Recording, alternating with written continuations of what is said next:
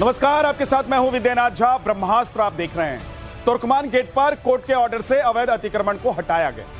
फैज़ इलाही मस्जिद की एक ईंट तक को भी कुछ नहीं, लेकिन भड़काऊ बयानों के जरिए मामले को मजहबी रंग दिया जा रहा है। समाजवादी पार्टी के पूर्व सांसद हैं एसटी हसन एक्शन का रिएक्शन कहकर हिंसा को जायज ठहरा रहे, चेतावनी दे रहे कि सड़क पर लोग उतरेंगे तो हालात बेकाबू हो जाएंगे। तो ऑल इंडिया मुस्लिम पर्सनल लॉ बोर्ड आरोप लगा रहा है कि बीजेपी सरकार में मुसलमानों के इलाकों को टारगेट कर कार्रवाई की जा रही है। और आम आदमी पार्टी के विधायक अमानतुल्लाह खान बीजेपी पर दिल्ली और देश का माहौल बिगाड़ने का आरोप लगा रहे हैं। उधर हैदराबादी भाईजान असदुद्दीन ओवैसी हाईकोर्ट के फैसले को ही गलत बता रहे हैं। लेकिन सवाल है कि क्या अवैध निर्माण को बचाने के लिए कानून व्यवस्था तोड़ना और देश में अराजकता फैलाने को जायज ठहराना अब विपक्ष की नई रणनीति है, नई राजनीति है। सवाल यह भी है कि वोट बैंक के लिए मस्जिद का डर दिखाकर पत्थरबाजों को कवर फायर देना कितना जायज है। बड़ा सवाल यह है कि कानून सबके लिए बराबर होना चाहिए या कुछ लोगों को अवैध को भी सेकुलर अतिक्रमण कहकर बचाते रहने का अधिकार है। आज इसी पर डिबेट करेंगे। सबसे पहले एक रिपोर्ट आपको दिखाते हैं।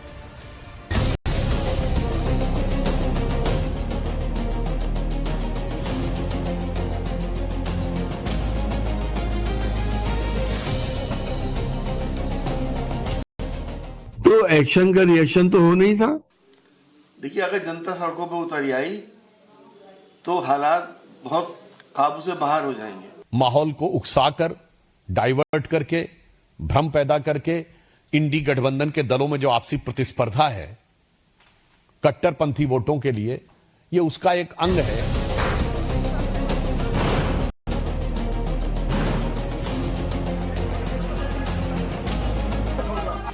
मुस्लिम दुश्मनी में इन्होंने सारी हदें पार कर दी।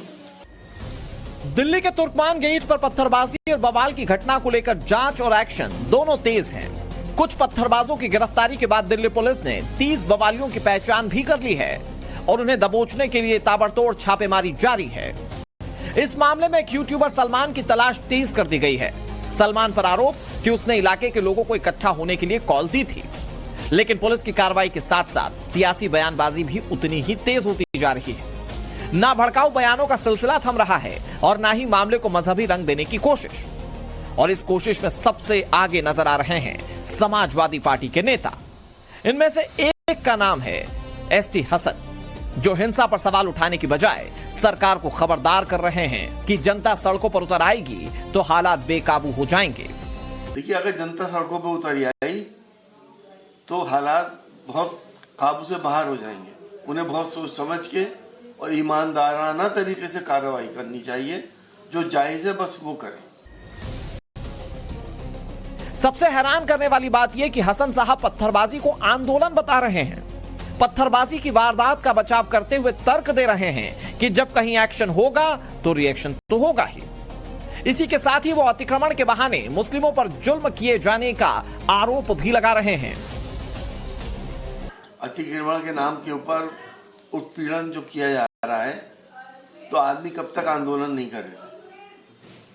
हम ये समझते हैं कि बहुत सिलेक्टिव कार्रवाई की जा रही है। कब तक लोग बर्दाश्त करें?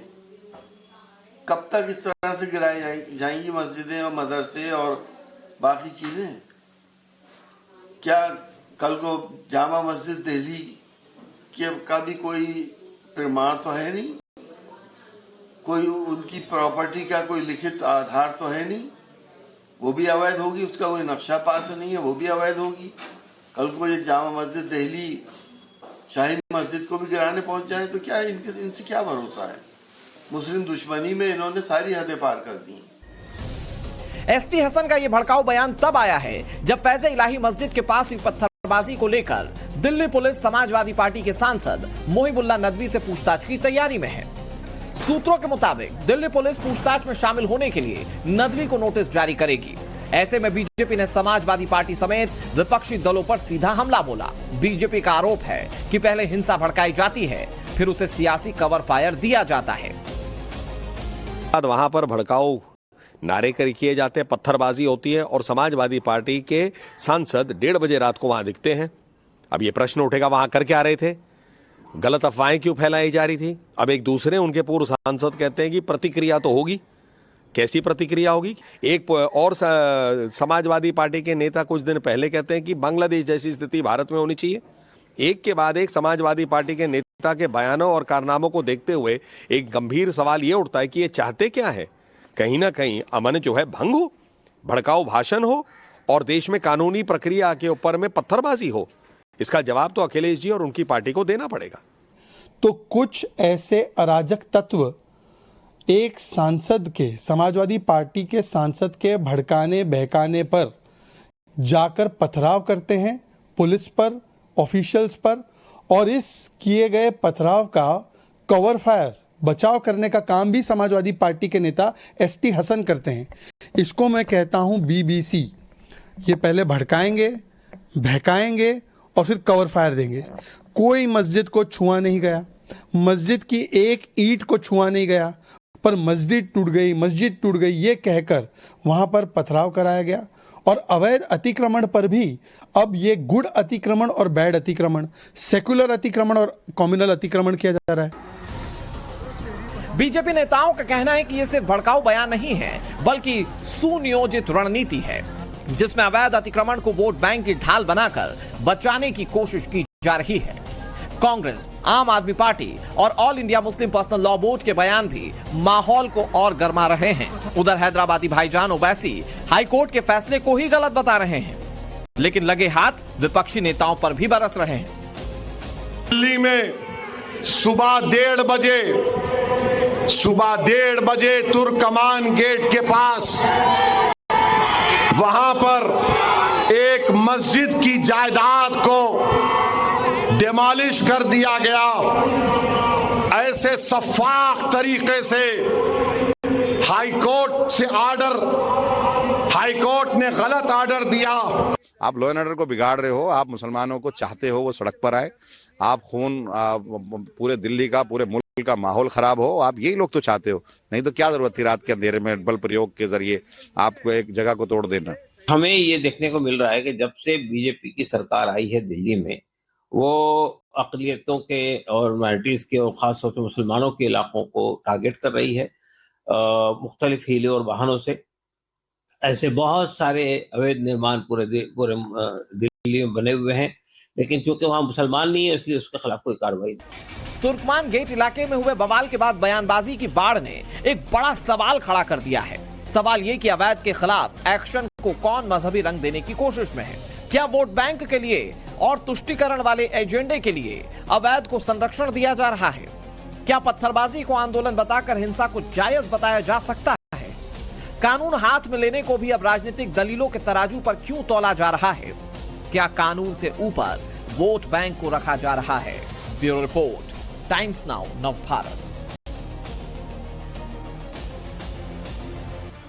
कानूनी मामला है, कोर्ट के आदेश पर पुलिस और अथॉरिटी अपना काम कर रही, उसको मजहबी रंग देना, उसमें सियासत करना, खून खराबे की बात करना, सेकुलर और कम्युनल बात करना। मतलब आप सोचिए कि इस देश में अगर कहीं कानून के आड़े कोई आ रहा है और कानून अपना काम करने जा रहा है तो उस पर सेकुलर और कम्युनल वाला रंग चढ़ा दिया जाता है। और इतना ही नहीं होता है, जो होना था वो कल हो गया, लेकिन भड़काने का काम चल रहा है, क्योंकि ये आग ठंडी नहीं पड़नी चाहिए, ऐसा लग रहा है। इसी पर बात करने के लिए हमारे साथ आज डॉक्टर कौशल कांत मिश्रा, बीजेपी के प्रवक्ता हैं, अमितोष पारिक वीएचपी के प्रवक्ता हैं, दिनेश जोटवानी सुप्रीम कोर्ट के वकील हैं। दिनेश जी को इसलिए रखा है तो थोड़ा कानूनी पहलू भी समझाएंगे वो, ये सब कम्युनल होता है, ये सेकुलर होता है। मतलब कोर्ट ये देखकर कि फलाना जगह बुलडोजर चलवा दो, वहां अतिक्रमण हटवा दो तो कम्युनल हो जाएगा और सेकुलर हो जाएगा, ये बताएंगे दिनेश जी। डॉक्टर पूजा मिश्रा समाजवादी पार्टी के प्रवक्ता, अभिषेक तिवारी आम आदमी पार्टी के प्रवक्ता हमारे साथ हैं, हाफिज नूर अहमद अजहरी ऑल इंडिया मुस्लिम पर्सनल लॉ बोर्ड के प्रदेश अध्यक्ष हैं, क्योंकि आपके प्रवक्ता ने भी जो बयान दिया है उससे ऐसा लग रहा है कि देश में माहौल बिगाड़ने की तैयारी चल रही है। इसलिए हाफिज नूर अहमद अजहरी साहब आपको आज बुलाया है। पूजा तिवारी जी, पूजा मिश्रा जी, आप लोग इसको मजहबी रंग क्यों दे रही हैं? आपके नेता क्यों मजहबी बयान दे रहे हैं? ये तो कानूनी कार्रवाई है, ये कार्रवाई होनी चाहिए। तो कानूनी कार्रवाई जो है रात के अंधेरे में होती है, और समाजवादी पार्टी कहाँ इसे मजहबी रंग दे रही है?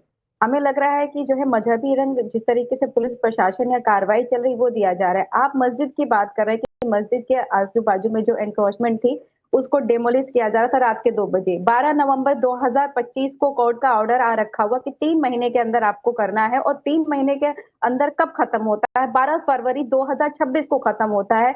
आपने वहां के लोगों को कॉन्फिडेंस में लिया नहीं, और ऐसा नहीं है कि जो है वहां के लोगों को कॉन्फिडेंस में नहीं लिया। मैंने कल वहां लोगों से बात की, में लिए लोग कह रहे हैं कि कॉन्फिडेंस में थे हम लोग, शांति वार्ता चल रही थी। कर दिया तो फिर पथराव किसने कर दिया? कॉन्फिडेंस में आप देखिए, ये तो आपके वो सांसद साहब बताएंगे जो वहां शांति वार्ता करने के लिए गए थे, अपील करने के लिए। उनको कोई जानता ही नहीं था वहां पर। दिया हुआ है नदवी साहब ने आपको बता दिया है, नदवी साहब के बारे में पुलिस प्रशासन ने आपको बता दिया हुआ है। मैंने तो कल दिखाया कि नदवी साहब क्या कर रहे थे वहां पर। भी है वहां पे, इमाम भी है वो, और अगर वो इमाम है मस्जिद के और उनके पास में कॉल जाता है कि यहाँ पे कुछ लोग खड़े हो रखे हैं, डिमोलिश हो सकता है, तो वो जाते हैं वहां पे कंट्रोल करने के लिए। वो पब्लिक रिप्रेजेंटेटिव भी हैं, मस्जिद के इमाम भी हैं, तो वो कर्तव्य बनता है। मैं ये पूछ रहा हूँ पूजा मिश्रा जी कि इसको मजहबी रंग क्यों दे रहे हैं? आप लोग क्यों कह रहे हैं, आपके नेता, आपके सांसद, पूर्व सांसद क्यों कह रहे हैं कि एक कम्युनिटी विशेष के खिलाफ ही इस तरह का एक्शन हो रहा है? देश में और कहीं एक्शन नहीं हो रहा है क्या? जनवरी 30, 2024 अकहुजी जो मस्जिद थी, डीडीए ने बिना, दिल्ली डेवलपमेंट अथॉरिटी ने बिना नोटिस दिए उसको रात को डिमोलिश कर दिया। उस पे फाइट चल ही रही है। तो आपने एक बार ऐसी हरकत कर दी हुई है, बिना नोटिस दिए आपने डिमोलिश किया। आपको पता होगा कि जिस मस्जिद की हम बात कर रहे हैं, हम आप बैठ करके अभी चर्चा कर रहे हैं, उसका भी मामला चल रहा है। 22 अप्रैल को उस पे तारीख लगी हुई है। तो अगर रातों रात आप 2 बजे वहां पे पहुंच जा रही, पुलिस फोर्स पहुंच जा रही, इसका मतलब कॉन्फिडेंस में नहीं लिया। आप क्या मस्जिद के कमेटी मेंबर्स वहां पे अवेलेबल थे कि भाई आप यहाँ पे रहिए, देखिए हम मस्जिद को टच भी करने नहीं जा रहे हैं, जो एनक्रोचमेंट है हम उसी को डेमोलिश करेंगे? ऐसा तो किया नहीं गया। आपको इतनी हड़बड़ाहट पड़ी हुई थी कि आपके पास में पूरा 2 महीने का समय बचा हुआ है, उसके बावजूद भी आपको भाग करके अभी ही तोड़ना है। क्यों? क्योंकि वो मस्जिद है, मिश्रा जी जवाब दीजिए। और अगर मौका लगेगा तो आप जो जिस तरीके से सिर्फ मुसलमानों के इलाके में आप लोगों का बुलडोजर चल रहा है क्या? विद्यानाथ जी, पूजा जी ने जैसे बताया उसी को अगर ध्यान से सुना जाए, इन्होंने खुद कहा कोर्ट का आदेश है, इतने दिन का समय है, और इनके पास अधूरी जानकारी है। मस्जिद कमेटी से बात हुई थी, पीस कमेटी से बात हुई थी, पूरी इंफॉर्मेशन लेकर के आना चाहिए, और इसके लिए कहीं जाने की जरूरत नहीं। खाली मीडिया की रिकॉर्डिंग ही सुन लेते, मीडिया ही इस मामले को इतना एक्टिवली दिखा रहा है। वहां पर जितने भी पुलिस वाले गए थे उनके पास लाइव कैमरे लगे हुए थे, सब कुछ रिकॉर्डेड है। हर चीज होने के बाद भी केवल अपने तुष्टीकरण और वोट बैंक के साधने के लिए Pooja ji please, Pooja ji please, Pooja ji please, Pooja ji बीच में नहीं, पूजा जी बीच में नहीं, पूजा जी बीच में नहीं, पूजा जी गलत इन्फॉर्मेशन नहीं है, क्योंकि मुझे फैक्ट की इन्फॉर्मेशन है। अरे सुनिए, एक एक करके पूजा जी, एक एक करके आपने बोला, अब वो जवाब दे रहे हैं, आप सुन लीजिए, फिर बोलना चाहते हैं, फिर मैं आपके पास आऊंगा, एक बार उनको बोलने दीजिए। पूजा जी के इंफॉर्मेशन करेक्ट नहीं है, उनके फैक्ट करेक्ट नहीं है, मीडिया ही बता रहा है। कहीं जाने की जरूरत नहीं कि पीस कमेटी से बात हो गई थी, वहां पे मस्जिद कमेटी से बात हो गई थी। मस्जिद कमेटी ने मस्जिद अरे सुन तो लीजिए पूजा जी, हाई कोर्ट में मस्जिद ने कमेटी के लोगों ने लिख के दिया था कि मस्जिद के अलावा जो जगह है उस पर डिमोलिशन होने से उन्हें कोई समस्या नहीं है। ये मस्जिद के लोग लिख के दे रहे हैं। लेकिन आप जैसे लोग जो होते हैं, जो अपने तुष्टीकरण की वोट बैंक की साधने के चक्कर में जिस तरह से आकर के राजनीति करने की कोशिश करते हैं, आपके जितने नेता बोले हैं, आप देखिए वो क्या करने की कोशिश कर रहे हैं। वो देश में दंगा भड़काने की कोशिश कर रहे हैं और कुछ नहीं कर रहे हैं। इस समय आप देखिए, बड़ी ही सिलेक्टिविटी की बात होती है। विद्यानाथ जी 20 सेकंड का समय लूंगा। जब आतंकी होता है, पूजा प्लीज रुक जाइए, पूजा जी प्लीज। जब आतंकी जो होते हैं वो 99% मुस्लिम कम्युनिटी से आते हैं, पर वो आतंकी हो जाते हैं, मुसलमान नहीं होते। कन्हैया लाल का हत्यारा जिस तरीके से हलाल करके गर्दन काटी जाती है, वो मुसलमान नहीं होते, वो केवल अपराधी होते हैं। कश्मीरी पत्थरबाज वो मुसलमान नहीं होते, वो पत्थरबाज होते। बांग्लादेश में जिस तरीके से टारगेट करके हिंदुओं को मारा जा रहा है, वो कट्टरपंथी हो जाते हैं, वो मुसलमान नहीं होते हैं। जब इतने अपराध की राह पर अगर कोई चलेगा तो आपको सिलेक्टिविटी दिखेगी ना। अवैध कब्जों का अगर डेटा आप उठा करके देखें तो 60% से ज्यादा अवैध कब्जे पर्टिकुलर कम्युनिटी ने कर रखे हैं। वक्फ सबसे बड़ा कब्जेदार है, इसी चक्कर में कानून में बदलाव लाना पड़ा। आपको समझना पड़ेगा कि आप अपने वोट बैंक के चक्कर में देश की शांति व्यवस्था के ऊपर सवाल नहीं उठा सकते। ठीक है, ओके। पूजा मिश्रा जी, आप जवाब देना चाहती हैं? 20 सेकंड का टाइम है मैम, जवाब दीजिए। देखिए विद्यानाथ झा जी, जिस तरीके से भाजपा के प्रवक्ता विदाउट फैक्चुअल बातें कर रहे हैं, ये कह रहे हैं 60% कब्जा वक्फ बोर्ड कर रखी हुई है, तो वक्फ बोर्ड के जो चेयरपर्सन है वो तो इनके ही अल्पसंख्यक के मंत्री है ना, उनको नोटिस भेज दीजिए ना कि आप पूरे देश की बात कर रहा हूं, चेयरपर्सन है उसने 60% कब्जा कर रखा हुआ है, लेकिन आप नहीं भेजेंगे क्योंकि आपको राजनीति करना है। आप एक फिल्टर ढूंढ लेते हैं, पूजा जी, जहां पे आपको मुसलमान मिलेगा आप वहां पर भी जो है भेजेंगे इस तरीके से। पूजा जी, कम से कम फैक्ट चेक करके आइए। 2013 और 14 में जो कांग्रेस अमेंडमेंट लाई थी वक्फ बोर्ड का, उसके बाद वक्फ की संपत्ति में 40% का इजाफा हुआ था। क्यों? क्योंकि अनलिमिटेड पावर दे दी गई थी, अनलिमिटेड कब्जे की पावर दे दी गई थी। तो अगर अनलिमिटेड पावर दी गई थी, उसका मिसयूज हुआ है। नोटिस देने से किसने रोका है? नोटिस तो दिया गया। बात ये है पूजा जी, एक सेकंड, कौशल कांत जी, डॉक्टर साहब, सुपरविजन में डिमोलिशन हो रहा है। दोनों डॉक्टर साहब आपस में लड़ रहे हैं, लेकिन मैं एक बात कह रहा हूं, डॉक्टर कौशल कांत मिश्रा और डॉक्टर पूजा, आप दोनों एक मिनट शांत हो जाइए। मैं ये कह रहा हूं कि 40% हो या 60% हो, इसका सर्वे में पता चल जाएगा। हालांकि कुछ आंकड़े तो पहले से हैं, लेकिन मैं कह रहा हूं अगर कहीं पर लीगल एक्शन होना है तो होना है। उसमें अभिषेक तिवारी जी, आप लोग और आपके नेता लोग आग में घी डालने का काम क्यों कर रहे हैं? आप लोग क्या देश में दंगा भड़काना चाहते हैं? आपके विधायक क्या देश में दंगा भड़काना चाहते हैं? ये कम्युनल कहां से हो गया? अगर अवैध इमारतों को, अवैध कब्जे को छुड़ाया गया है तो ये कम्युनल कहां से हो गया? विद्यानाथ जी, बड़े ही जिम्मेदारी के साथ मैं कहना चाहता हूं कि भारतीय जनता पार्टी अफल मुद्दों से ध्यान भटकाने के लिए ये पुरानी उनकी करतूत है, वो कार्य कर रहे हैं। दिल्ली की लॉ एंड ऑर्डर पूरी तरीके से ध्वस्त हो चुका है। अभी नया बर्फ खत्म हुए 8 दिन हुआ है, नया बर्फ स्टार्ट हुए 8 दिनों के अंदर लगभग 14 से ज्यादा हत्याएं हो चुकी हैं। भारतीय जनता पार्टी से लॉ एंड ऑर्डर संभल नहीं रहा है। दिल्ली में पॉल्यूशन इस चरम पे, लोग घुट घुट के मर रहे हैं। हालत ये है कि ये केवल और केवल अफल मुद्दों से ध्यान भटकाने के लिए कार्य कर रहे हैं। अगर ये कानूनी प्रक्रिया के तहत ठीक था तो ये रात के अंधेरे में करने की क्या आवश्यकता थी? विद्यानाथ जी, ऐसा क्या हो सकता है रात के अंधेरे में जेएनयू में नारेबाजी होती है? ऐसा क्यों होता है कि जेएनयू में 2022 में तोड़फोड़ होता है? रात के अंधेरे में चांदनी चौक में मंदिर तोड़ी जाती है। रात के अंधेरे में भारतीय जनता पार्टी वाले कार्य करवाते हैं और जो मेन आदमी होता है उसको आइडेंटिफाई करके पकड़ नहीं पाते। अगर वहां पे पत्थरबाजी होती, किसकी जिम्मेदारी होती है? 4 इंजन की आपकी सरकार है, 4 इंजन की सरकार के आपके पास इनपुट नहीं था? क्या आपके पास वहां मुनादी किए कि नहीं किए थे? आपके इनपुट वाले लोग, आपकी एजेंसियां क्या कर रही थी? अगर आपके पास ऐसी इनपुट नहीं थी तो आपकी एजेंसियां क्या कर रही थी? मुझे लगता है कि भारतीय जनता पूरी तरीके से ध्वस्त हो चुका है।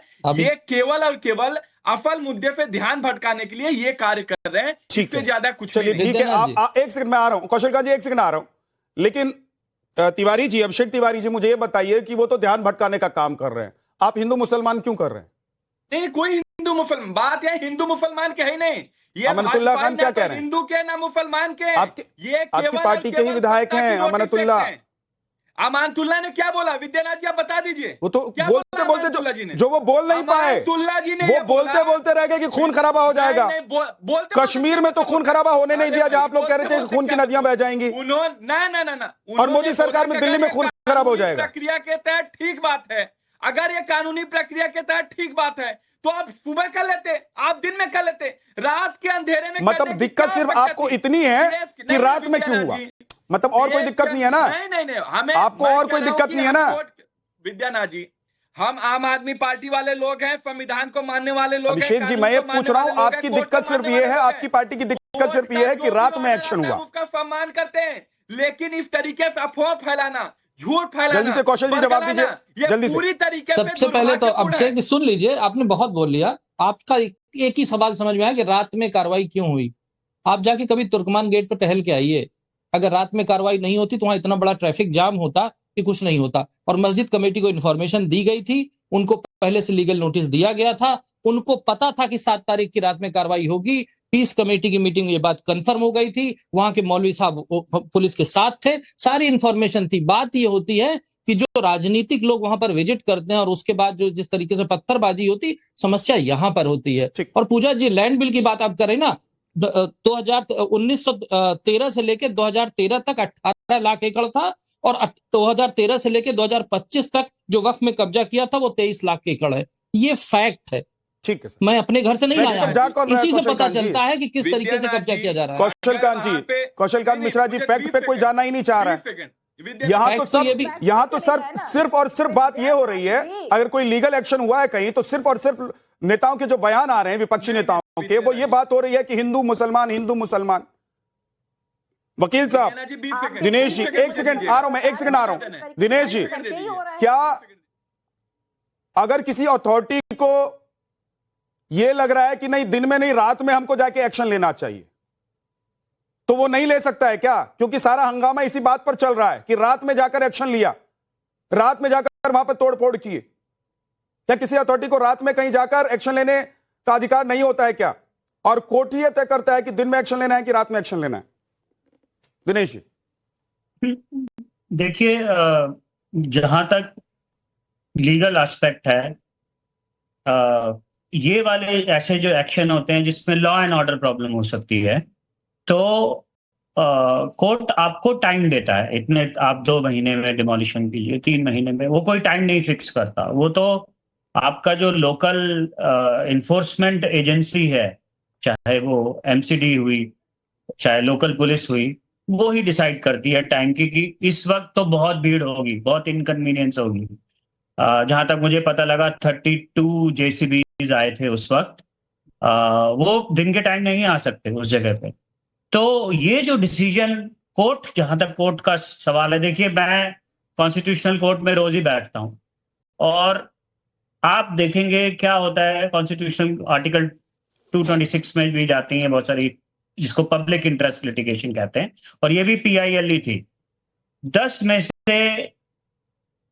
केस में से 5 PILs आजकल फाइल हो रही हैं। तो कोर्ट ये टाइम फिक्स नहीं कर सकता, पहली बात तो कोर्ट के पास, क्योंकि इन्फोर्समेंट आपको लोकली करनी है, तो दिन का रात का, मैं ये कहूंगा कि ये जो आर्ग्यूमेंट है, ये कोर्ट को अगर हम टाइम फिक्स करने को बोले तो वो कभी भी नहीं करेगी। It is a discretion of the enforcement. मतलब रात में एक्शन होना इलीगल तो नहीं है ना वकील साहब? नहीं, ये इलीगल नहीं है, बल्कि ये इन्फोर्समेंट, इसका मतलब ये है कि हाई तौबा मचाना है। ये एक्शन रात में हुआ तब भी हाई तौबा मचाना है, दिन में होता तो भी हाई तौबा मचता ही। हाँ, हो सकता है हाई तौबा तो मचाना ही है। ये विपक्ष को ऐसा लग रहा है कि एक मौका मिला है और इस मौके को हाथ से जाने नहीं दूं। अमितोष पारीख, क्या इसीलिए तमाम विपक्षी पार्टियां कल से ही शुरू हो गई हैं कि खून खराबा हो जाएगा, सड़क पर आ जाएंगे, एक ही कम्युनिटी को टारगेट किया जा रहा है? मस्जिद तो टूटी नहीं, मस्जिद की ईंट भी नहीं टूटी, एक खरोच भी नहीं पड़ा, लेकिन मस्जिद के नाम पर सबको भड़का दिया। विद्यानंद भाई, 2 चीजें बहुत स्पष्ट है। एक कि हम जो सवाल पूछते हैं कि कानून और कोर्ट बड़ा है या शरिया और कुरान बड़ी, तो ये बात स्पष्ट हो गई। दूसरा, रात के अंधेरे की बात आई, ये बिल्कुल बेसलेस आर्ग्यूमेंट है। क्यों आर्ग्यूमेंट बेसलेस है? जूनागढ़ में तोड़ने गए, एबोलिशन ड्राइव थी दिन में, सोमनाथ दिन में, बॉम्बे दिन में, गुजरात दिन में, चोमू में अभी 4 दिन पहले 5 दिन पहले हुआ दिन में। तो ये कोई दिन और रात से लेना ही देना नहीं है। आप एंक्रोचमेंट के ऊपर में एक्शन लेंगे और ये पत्थर उठाएंगे, क्योंकि इनने सीखा ही है, ये they were born as a stone pelters. क्यों? क्योंकि ये इनका काम है पत्थर उठाना, सरकार का काम है 5 लाख रुपए देना, इकोसिस्टम का काम है उनको बचाना, वकील का काम है कोर्ट में जाना, उमर खालिद के लिए ढपली बचाना, और फिर यहां पर अपीसमेंट की बात करना। ऐसा कौन सा अपीसमेंट है, जुर्म और जाती है कि वो प्रशासन पे पत्थर उठाने लग जाते हैं और फिर उनको प्रोटेक्ट करने वाले ये आ जाते हैं। अब आम आदमी पार्टी की मैं बात करता हूं, आपको एक आंकड़ा देता हूं। आम आदमी पार्टी में 9 टेंपल तोड़ने की बात करी, किस हिंदू ने पत्थर उठाए? 19 फाइल चली, 67 टेंपल्स डिमोलिशन ड्राइव थी, किस हिंदू ने पत्थर उठाए? 2016 से 2019 में 24 टेंपल तोड़ने की बात डेमोलिशन हुआ, कौन से हिंदू ने पत्थर उठा लिए? नवरात्रि के समय में 2 एबोलिशन ड्राइव आतिशीलता चलाई हिंदू टेम्पल पे, की कमी कौन से है, हिंदू ने मैं इनका पत्थर ज्ञान उठा लिए, दुरुस्त कर देता लेकिन हूं। इनके मस्जिद नहीं इनको बल्कि इनके ज्ञान की एरिया में भी कमी है। घुसेंगे, तो ये पत्थर विद्यानाथ उठाएंगे। इनको इनका ज्ञान काम की है कमी पत्थर है, मैं उठाना इनका ज्ञान और दुरुस्त पार्टियों कर का देता काम है हूं। उनको सपोर्ट करना। भाई, और आम आदमी एमपीडी पार्टी में अहमदुल्ला खान, क्या मंदिर अहमदुल्ला तोड़ा खान, था। दिल्ली दंगों में एमपीडी आरोपित में अहमदुल्ला भारतीय जनता खान, पार्टी की एसटीएसएन सरकार कहते हैं थी। शरिया is more important then Chandni Chowk में कंट्री। रात के अंधेरे वही में आपके भारतीय पार्टी के जनता समाजवादी पार्टी के जाके लोग तोड़ा बर्क था। जैसे दंगों में शामिल होते हैं। मुस्तफाबाद ये में पूरा TDS ने इकोसिस्टम है मंदिर विद्यानंद तोड़ा था। भाई, साहब, कैसे और वो बात इकोसिस्टम ये कहता है कि आप हमें इंटरफेयर करेंगे तो आप पे पत्थर पड़ेंगे। पढ़ लिख के आया करिए, थोड़ा पढ़ाई लिखाई करके आओ यार, कैसी आप बात कर रहे हो। भारतीय जनता पार्टी की एमपीडी में सरकार थी 2016 से लेकर 19 तक है। भारतीय जनता पार्टी के एमपीडी ने मंदिर तोड़ा था, मुस्तफाबाद में डीडीए ने मंदिर तोड़ा था। आप कैसी आम आदमी पार्टी की बात कर रहे हो। 2016 से 2019 तक के बीच में 24 हिंदू टेम्पल्स तोड़ने की ड्राइव आतिशी एलजी ने फाइल रोकी है। विद्यानंद साहब, एलजी ने फाइल रोकी बिकॉज ऑफ नवरात्रि फेस्टिवल्स। ये उसको भी तोड़ने जा रहे थे। कुछ समय पहले जहांगीरपुरी के अंदर भी तोड़ा था। हनुमान मंदिर की भी बात थी। लगातार तरीके से देश में टूट ही रहे ना मंदिर, पर कौन से हिंदू पत्थर उठाता है? एक हिंदू पत्थर नहीं उठाता है, लेकिन मस्जिद में बात आ जाए, इंक्लोजमेंट में बात आ जाए, इलीगल मदरसे में बात आ जाए, उसमें पत्थर उठा के प्रशासन पे मारना चाहे दिन होता है रात। काम है क्या प्रशासन है जो पत्थर, सरकार आए तो अपीसमेंट और फिर जुर्म हो तो जिहादी। ये जिहाद करने वाले लोग हैं, ये संविधान मानने वाले लोग नहीं है। ठीक, हाफिज नूर अहमद अजहरी, क्या हो गया अगर मस्जिद के आसपास की अवैध कब्जे वाली इमारत को तोड़ दिया? क्या हो गया अगर तुर्कमान गेट पर एक्शन हो गया? क्या हो गया? दरअसल लोगों के घर छीनने का काम और मजहबी मामला पर, मजहबी इमारत पर हमला करना या उनको तोड़ने का जो तरीका रहा है, तो सबसे पहले फिरौन ने किया था, बाद में काम हिटलर ने किया था जर्मनी में, अब हमारे भारत में हो रहा है। सीधा सीधा एक समुदाय को टारगेट करने के लिए इस तरह की, मतलब एमसीडी, डीडीए, राज सरकार, केंद्र सरकार, सब भाजपा की, और सीधा हिंदू मुसलमान करके ये लोग यहाँ तक पहुंचे हैं। और आप, ये एक विडंबना है, अलमिया है कि आप ये देख करके भी ये बात बोल रहे हैं हिंदू मुसलमान हो रहा है। अरे हिंदू मुसलमान तो भाजपा कर रही है ना।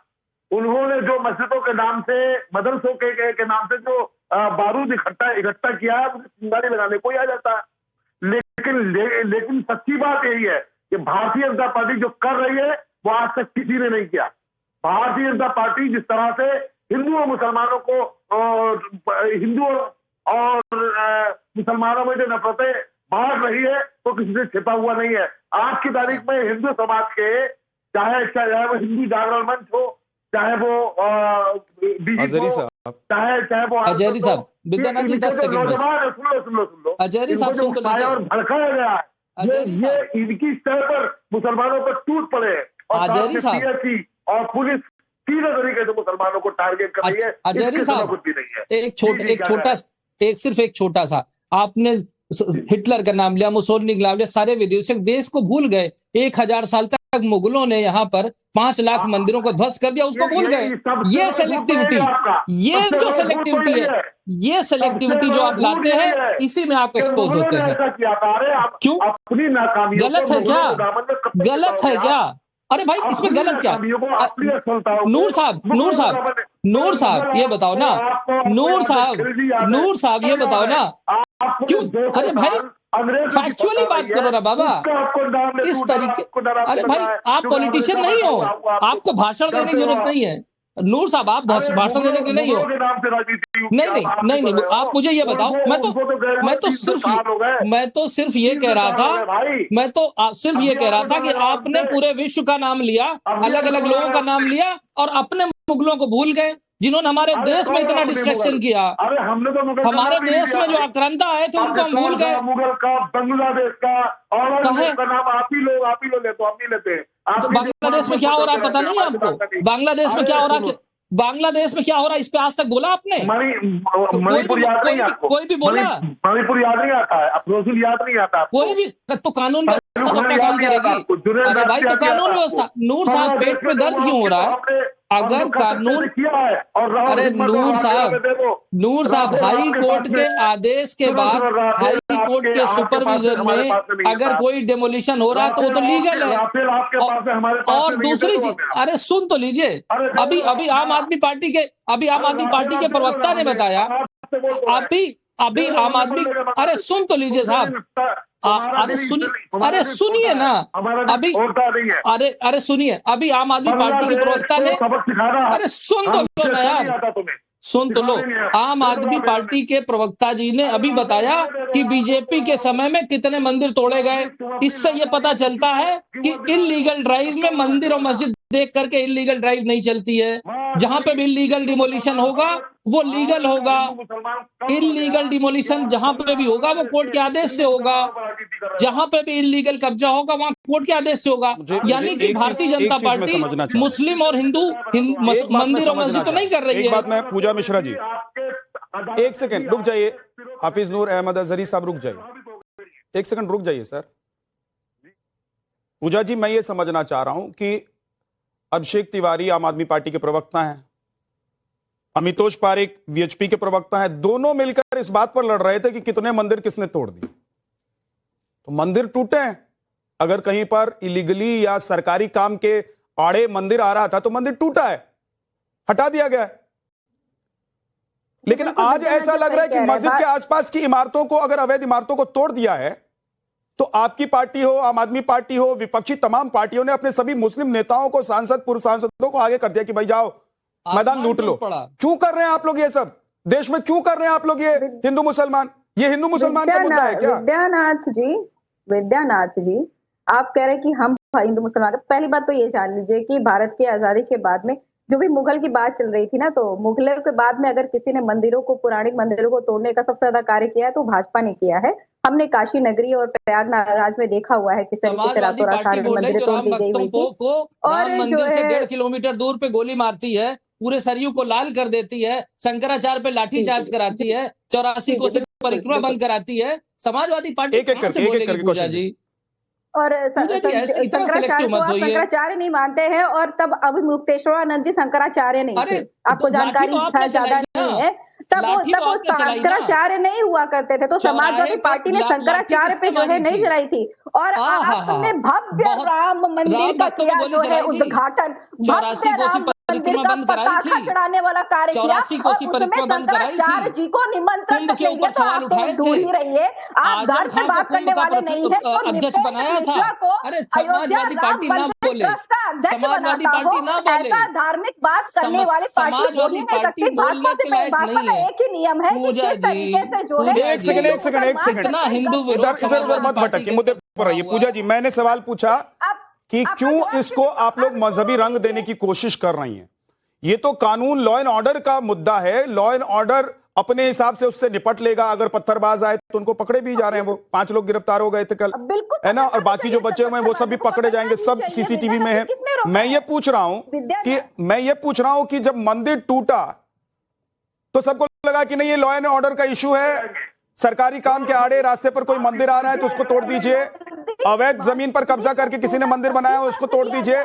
लेकिन आज मस्जिद के बगल की कुछ इमारतें अवैध तोड़ दी गई तो उस पर आप लोग सियासी रंग और मजहबी रंग दे रहे हैं।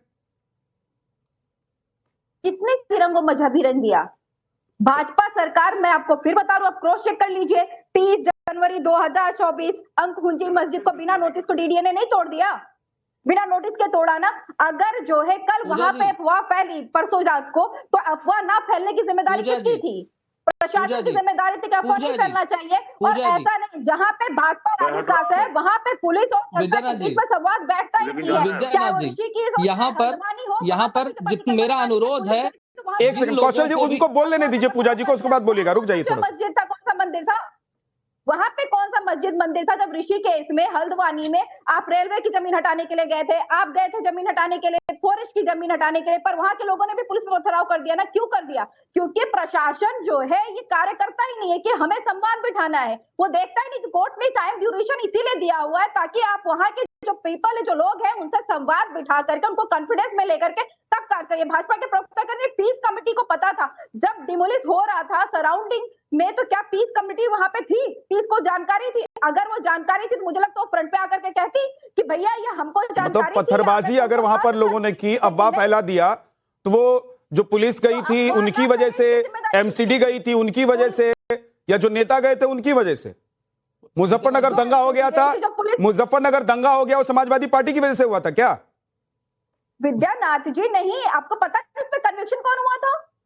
विक्रम सिंह सैनी कन्विक्ट हुए थे, संजीव सिंह तो भी उसी में कन्विक्ट हुए। लॉ एंड ऑर्डर का इशू है ना, मैं कह रहा हूँ लॉ एंड ऑर्डर का इशू है, लॉ एंड ऑर्डर का इशू है। उसमें कोई, उसमें जो आएगा उसकी जद में जो आएगा, पत्थरबाज आएगा, पत्थरबाज मारा जाएगा, पकड़ा जाएगा, जेल जाएगा। मैं पूजा मिश्रा, मेरा सिंपल सा सवाल है, मैं कल से लगातार इस खबर को कवर कर रहा हूं, ग्राउंड पर भी उतर के इस खबर को मैंने कवर किया है, और तुर्कमान गेट की गली गली में गया हूं मैं, और जितने लोगों से हो सकता था मैंने बात की है। मैं ये जानना चाह रहा हूं कि वहां के लोग पहले ये जान चुके थे कि मस्जिद नहीं टूटने वाली है, वहां आसपास की इमारतों को तोड़ा जाएगा, तो पहले अफवाह फैलाया गया, और उससे भी आप लोगों को शांति नहीं मिल रही है क्या पूजा जी, कि अभी भी आपके नेता चुप नहीं बैठ पा रहे हैं? मतलब देश में दंगा कराना चाहते हैं क्या आप लोग? कौन दंगा कराना चाह रहा है? एसटी हसन क्यों बोल रहे हैं? आपके नेता पत्थरबाजों को सपोर्ट क्यों कर रहे हैं एसटी हसन? आपके नेता एक्शन का रिएक्शन क्या होता है? एसटी हसन जी का बयान आपने देखा, उन्होंने साफ साफ कहा कि जो आपको कार्रवाई करनी है कॉन्फिडेंस, वो साफ साफ कह रहे हैं कि एक्शन का रिएक्शन होता है। उन्होंने एक बार भी नहीं कहा कि आप गलत करेंगे तो गलत करेंगे तब आपके साथ में एक्शन का रिएक्शन तो ये गलत हुआ है। उन्होंने बोला गलत नहीं होना चाहिए। गलत है क्या ये समझ नहीं आ रहा, कोर्ट गलत है क्या? अपने चैनल पे कोर्ट गलत है, और मुझे लगता है दीदी कोर्ट गलत है कौन? नहीं चाहिए जो मुस्लिम लीग मतलब पत्थर फेंकने वाले सही और कोर्ट कार्रवाई करने वाले और मुझे तो हिम्मत नहीं होनी चाहिए बोलने की, पता नहीं पत्थर फेंकने वाले सही और कोर्ट का आदेश गलत और कार्रवाई वाले गलत, मतलब पत्थर फेंकने वाले सही है। आजादी की लड़ाई लड़ रहा था तब आप मुस्लिम लीग के साथ में बैठकर साहब इनसे पूछिए गलत कौन? झूठ बोल रहे हैं, तो ये सबसे बड़ा झूठ है। जल्दी से 20 सेकंड अमितोष जी, 20 सेकंड अमितोष जी, और 20 सेकंड उसके बाद कौशल कांत जी, जल्दी से। अब वक्त नहीं, पूजा जी प्लीज रुक जाइए, अब रुक जाइए पूजा जी प्लीज, बोलिए। कोर्ट ने आदेश दिया वो गलत, कार्रवाई करने पहुंचे वो गलत, पत्थर जिसे फेंका वो सही, और वो फिर पूरी बातें गलत। आप संभल के दंगे देख लीजिए, बर का इन्वॉल्वमेंट है, मुजफ्फर देख लीजिए, महू देख लीजिए, कहां इन्वॉल्वमेंट नहीं आ रहा इनका। कौशल कांत जी जल्दी से जवाब दीजिए पूजा जी। बिल्कुल छोटा सा, यहाँ पर जितने लोगों को लग रहा है कि वो इलीगल है, गलत हुआ है, तो यहाँ पर भाषण देने की वजह की बजाय क्या वो लोग सारी पॉलिटिकल पार्टियां कोर्ट में जाएंगी अपोज करने के लिए? मेरा सिंपल सा सवाल है। बहुत बहुत शुक्रिया आप सभी मेहमानों का हमारे साथ जुड़ने के लिए। ब्रह्मास्त्र में इतना ही छोटा सा